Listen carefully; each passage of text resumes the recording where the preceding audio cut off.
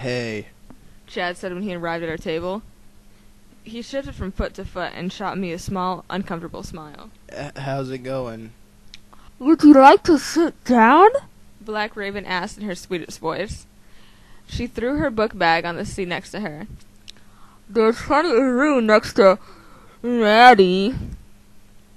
If you could die of humiliation, I'd be a goner for sure. Sure. Chad said, sitting down beside me. As he did, his knee touched mine under the table and I jerked back, as if I had been struck by extremely high voltage. It was inhuman how this boy affected me. You okay? He asked, looking concerned. Did I kick you or something? She's fine. Black Raven answered for me. So, Chad, come here often? He laughed. He had such a nice laugh. So merry.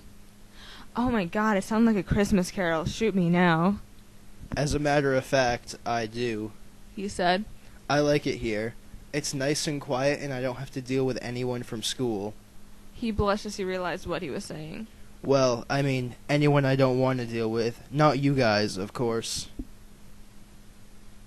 Don't worry, we know exactly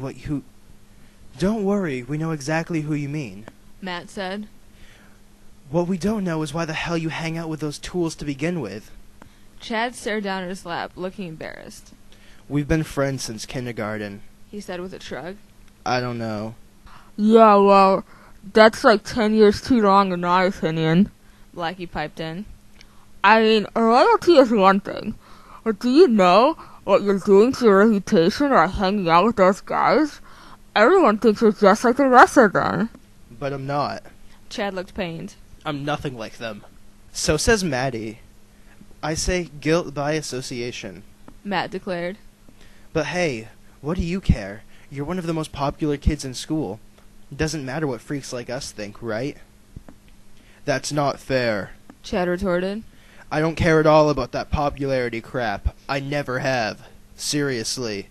And I never pick on anyone. Sure, you may never pick on anyone yourself, I blurted out, suddenly angry. Visions of him shuffling his feet and staying silent while his best friend made my life a living hell over and over again swirled in my head. But you don't exactly stop your friends from doing it either.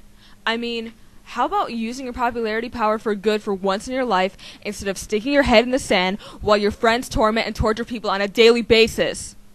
I stopped shouting, realizing everyone at the table was staring at me. Wow, where had that outburst come from? I think I surprised even myself. But it needed to be said, and I wasn't going to take it back now. I was sick of being the victim, and while I might not have magical powers like my gamer girl heroine, I could and would stand up for myself from this point on. Chad was quiet for a moment, probably as shocked as everyone else. Then he nodded slowly. You're right. He said. You're totally right. He looked up at me. I'm sorry, Maddie. You deserve better. He met my eyes with his own beautiful blue ones, and I swallowed hard at the sudden tension between us. As angry as I was, he still had the power to turn my insides to mush. Next time I'll do something. I promise. I'll hold you to that, I said, forcing myself to laugh and lighten the mood. I hope so. He looked so earnest. For a moment, I thought he was going to kiss me. But that was stupid.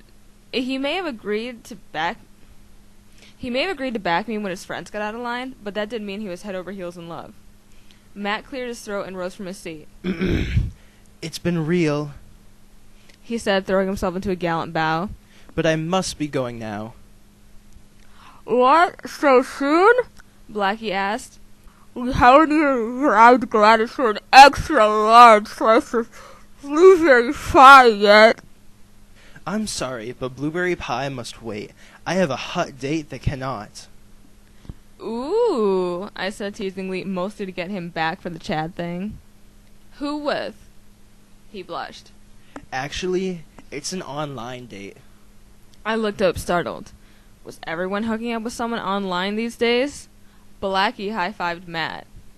Nice, She said. someone around here? Don't know, don't care. Matt shrugged, then grinned. All I know is I am an LOVE. He dug into his pocket and threw down some money. Later, guys. I glanced down at my watch, startled when I realized how late it was. We'd been having such a good time I'd lost track. I was supposed to meet Sir Leo in less than half an hour. My own online date. I blinked, a horrible thought coming to me. I glanced across the restaurant, watching Matt's retreating figure through the swinging door. It couldn't be. Could it? My mind started racing, connecting the dots. Matt lived in Farmingdale. Matt was in drama. Matt had a love for comic books. Matt just met a girl online and was supposed to meet her tonight. Oh, God, what if Matt was Sir Leo? My stomach dropped out from under me. Much like when you go on that Tower of Terror ride at Disney and barrel 13 stories down an out-of-control elevator. Was Matt Sir Leo? Was Sir Leo Matt? It couldn't be, and yet it totally could. No, I told myself, it was just a coincidence, a crazy coincidence. There was no way my beautiful, dashing knight in shining armor was Matt Drewer. Could there? Laddie, you okay? Blackie asked, peering at me. Yeah, you look really pale. Chad said, reaching over to feel my forehead with his hand. Are you coming down with something? I shook my head, trying to ignore the tingles his touch sent through my body. That was the kind of reaction I wanted to get from real-life Sir Leo. The kind of reaction I'd never get from a guy like Matt, no matter what a nice person he was. I'm fine, I said, rising from my seat. But I've got to get going before Mom has a fit. I squeezed out of the booth and dropped a couple bucks on the table. I'll catch you later.